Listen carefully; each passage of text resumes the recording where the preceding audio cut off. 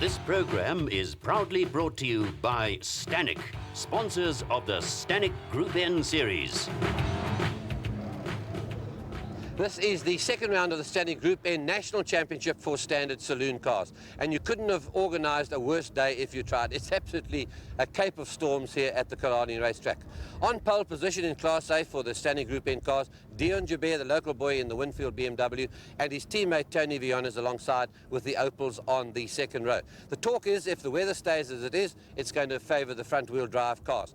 And the choice and make of tyre equally as important. Big field 27 motor cars, classes A and D, as the BMWs spin their way off the line. Tony Viana getting the jump on his Winfield teammate Dion Jabir, the local Springbok.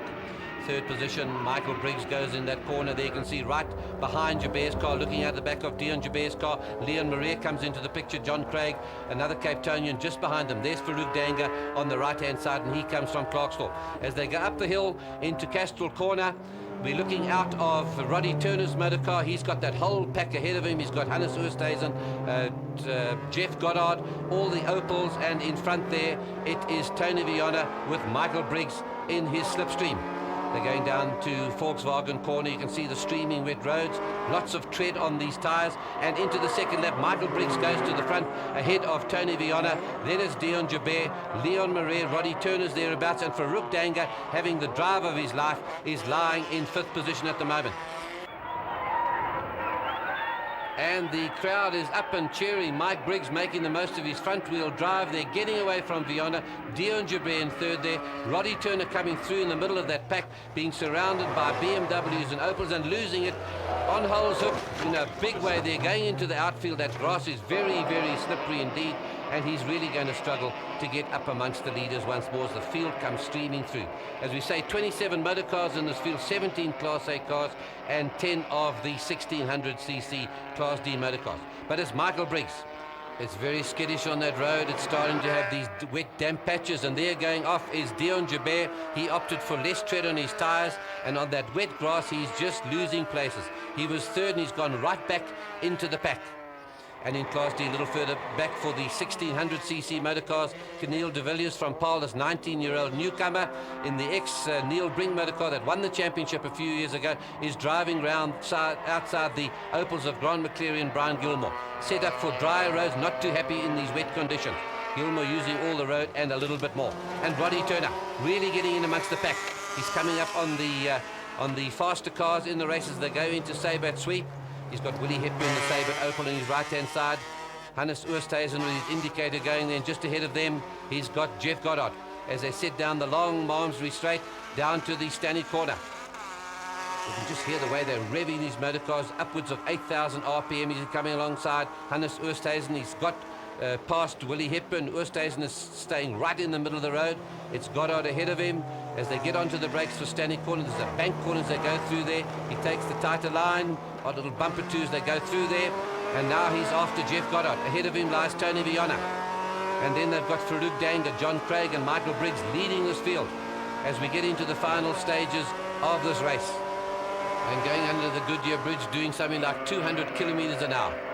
And Roddy Turner having a great drive coming in there, and Dion Jabir getting shouldered out of the way by Daryl Werner in the Albaranti Delta Superboss, and that's a disaster there for Dion Jabir. From pole position, the local boy is certainly not looking too good at the moment. Way down in the pack, it's all been going wrong for him, a wrong choice of tyres, too little tread on those tyres, and he's just going to go around and finish in this race.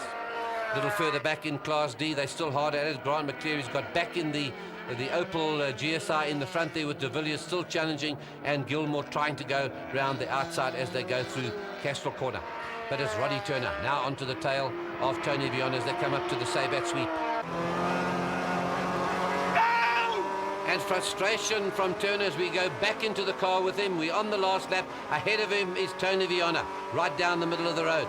And Turner knows that he's quicker through that sweep. Look at the frustration, banging his steering wheel, but Viana playing it very cleverly. Brakes early down for Stanley Corner.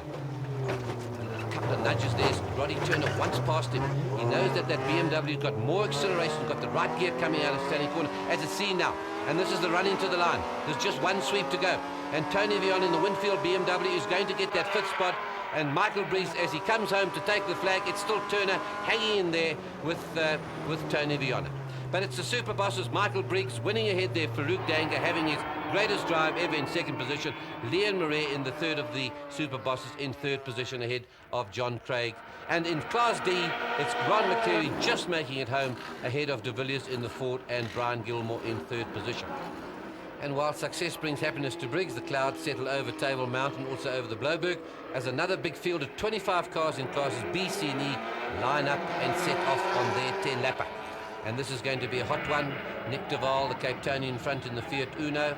And just behind him, you've got John Round making a one-off appearance in the Volkswagen Golf, out to show that the Golf GTI is still a very, very competitive car.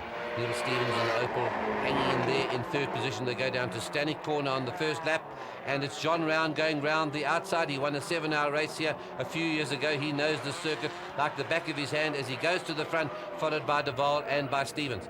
And this is going to be the pattern of this race. John Round in front ahead of these two engineers, Martinez Breers from Pretoria, Sargrim Neff from Volkswagen, and Neil Stevens getting it sideways on the wrong choice of tire. Then it was the Duval brothers, Nick and Peter, leading home Class C ahead of Dougie Williams. And in Class E it was Moller, Edwards and Sullivan, the Opels, as John Round comes through to take the flag. Unfortunately, Steve Wyndham from Cape Town retired his Toyota from that one with motor trouble. Now we're on to the second race here. We're in with Neil Stevens as they go away from the line, and it's the two Volkswagens ahead there of John Round and Martinez Breers. Nudging up in the inside there, we just catch a glimpse of Nick Duval coming there, putting his nose in as they go down to Holshoek on the first tour. Although it's supposed to be a dry race and they fitted dry tyres, suddenly the rain started to come down. And as they go down to this bottom corner from the back of the field, Stevens making a charge for the front as Round cuts across his bows. Stevens in all sorts of trouble, and you can see the rain on the windscreen is starting to make it a skating rink down there at the Stanek Corner.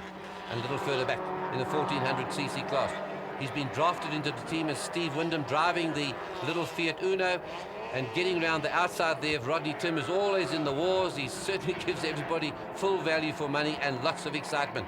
And Steve Wyndham having a great time. Lindsay Steyn also overdoing it there on Holshoek and going off the road as the others. And Wyndham shouldering Mike O'Sullivan and the Suffolk Opel off the road. Battle scars and all, he carries on, but unfortunately a little bit late in the race the water got into the plugs and he was to retire from that race. We're back with Neil Stevens. He hasn't got enough tread in his tyre either as he skates off the road. Just shows that you need tread on your tyres when you go on wet roads. And Neil Stevens' chances of winning this race and possibly of winning his class championship are starting to go out the window. Henk Ace, farmer from Potchefstroom, in the front there of the first heat winner, Carl Moller, and they sachet left, sachet right as they come through Stanek Corner, and Henk Ace lives to race another lap. And we've got a new overall leader as Nick Duval goes to the front as the rain comes down in torrents. He uses advantage of his lighter car and his choice of tyres to head John Round as they come up on Anwar Hafaji in his Toyota and the closing stages of this race. And falling off the road down at Stanek is Sargrim Neff, and Peter Duval coming to join his brother at the front of the pack as they pass John Round to make it a Uno 1-2 overall in this race, and also winners of Class C. So let's have a look at the overall results in classes B, C and E. John Round, a double for the day ahead of Martinez Breers and Neil Stevens. Nick Duval and Peter Duval 1-2 ahead of Doug Williams in Class C, and Carl Moller winning in Class E in the Opel. As we come to the second race for classes A and D, Mike Briggs in pole position due to his win in the first race, and Klerksdorp's Businessman of the Year, Farouk Danga, sharing the front row with Michael Briggs. It's all Opels in the front, the first of the Winfield BMWs on the third row of the grid. But not for too long, as we go in with Roddy Turner once again. On his right-hand side, he's got John Craig. On his left-hand side, he's got real trouble, and that's Tony Viana in the Winfield BMW. And is pushing and barging their way through Holshoek, but they all get through there safely and on their way on this 10 lap. Coming up on Dion Jabber. He's at the back of the pack there with Peter Lance in the Momentum Life BMW, and lots of trouble coming out of this corner. The first one was Daryl Werner to go off as Lance comes through, and Jabber goes into the infield with Grant van Schalkwyk stopping at the side of the road. And that's going to set back his chances in this race. Who's in the lead as they come out of Volkswagen corner? It's Michael Briggs and Leon Marais, and then Tony Viana's pushed his way up into third position in the Winfield BMW. Some of the Class D cars are mixing it with the bigger Class A motor cars. In with Roddy Turner down the long straight down to the Stanley corner. Ahead of Roddy Turner's Leon Marais as Tony Viana gets past him using the effectiveness of those ABS brakes. He leaves his braking very, very late and starts to get on the tail there of Michael Briggs. The order is Briggs, Viana, Leon Marais and Roddy Turner. Farouk Danger's just behind them in fifth position at the moment. And Roddy Turner certainly on a roll at the moment. He goes inside his teammate Leon Marais, just behind them Farouk Danger. And Viana is getting closer. Roddy Turner's on Tony Viana's tail, as you see as they go into Sabre. Touch of the brakes there from Viana. Far quicker through this corner is Roddy Turner. He's getting frustrated because he knows that he's quick through there, but this is aggressive driving there by Viana. He knows he's got the speed and acceleration out of the corner. Class D, mixing it with the bigger capacity Class A motor cars, are having a big battle all of their own. Grant van Schalkwyk recovering from his off a little bit earlier. Grant McCleary in the front of the 1600cc class. He's got his teammate Brian Gilmore on his tail. Clive Rice is in there as well, and then van Schalkwyk. And Gilmore keeping on the pressure there. Gives him a little bit of a nudge as he goes into standing corners. The lock brakes. These Opels far happier now on the drier roads. They were set up for dry road racing, and they certainly are starting to walk away from the field. Except Gilmore going into the outfield there at Holeshoek. It's claimed a lot of motor cars this afternoon, and this is going to do his chances for good results in this race no good at all. And Farouk Danger, recovering from a shunt off the road, is having a battle of his own there with Willie Hepburn in the Sabat Superboss. Hepburn on the inside keeps the closer, tighter line, very sportingly giving room there to Farouk Danger. Very late braking going into Holeshoek. There's a 180-degree corner. Farouk trying to go around the outside. And Michael Briggs now has got problems of his own up in the front there as Viana gets ever closer. It's Roddy Turner in third position. John Craig in the Grapnel Opel is staying in there with Leon Marais. And spinning out of the race is Jeff Goddard, or spinning out of contention. As they come down here, Viana, he sells a dummy to Briggs as he comes down there and says, I want to pass you on the right-hand side, and defending his line, Briggs stays and keeps him out of the way. He does it again as he comes into Holeshoek, keeps that wider line, tries to go through in the inside. And as they come down to Volkswagen corner, he does it again, but this time he comes through in the inside, and he sold him a real dummy this time. He used the acceleration of that BMW out of the corner. To the great cheers of the BMW fans, Viana has gone to the front in the Winfield BMW. Onto the slippery grass goes John Craig. You can't control it there. He's out of the race, and some of the antifreeze in his radiator spilt onto the road and took Brian Gilmore out of the race, allowing Grant McCleary in that motor car to go through to the front and win that class. But behind him, lots of action. This side of the road, Dave Beecroft in the little Maz is having it out there with Maxi Yorkshire. Also sells him a dummy as he goes through standing corners with neck and neck stuff, giving him lots of room to recover as they slip and slide their way through that corner. As they come down to Holeshoek, there's Viana closing on them in the closing stages of this race. He's up front in this race, and Maxi Yonka throws it away. That's his chances gone. He goes back to ninth position in Class D. Here's Roddy Turner saying to Mike Briggs on the radio, what is wrong with your motor car? As it turns out, Mike Briggs has lost his clutch. He's over-revving that Opel Superboss. He's only got third gear, and he's revving it up to something like 9,000 RPMs. But they know behind them. There's Dion Joubert from the middle of the pack. He's arrived with a vengeance. It's Viana in front in the Winfield BMW. The three Opel Superbosses trying to protect Michael Briggs there. Here comes Viana into the closing stages of this race, and Dion Joubert is coming out of this pack. And he passes Marais and the stricken Michael Briggs as they go down into Stanek on the last tour. Roddy Turner's breaking away to get the points for the Opel team. They've really been working as a team in this race.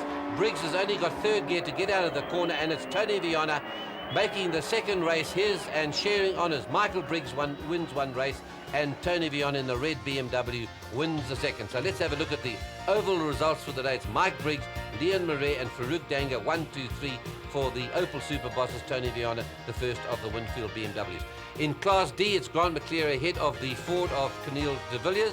It's record laps for both Michael Briggs and Grant McCleary.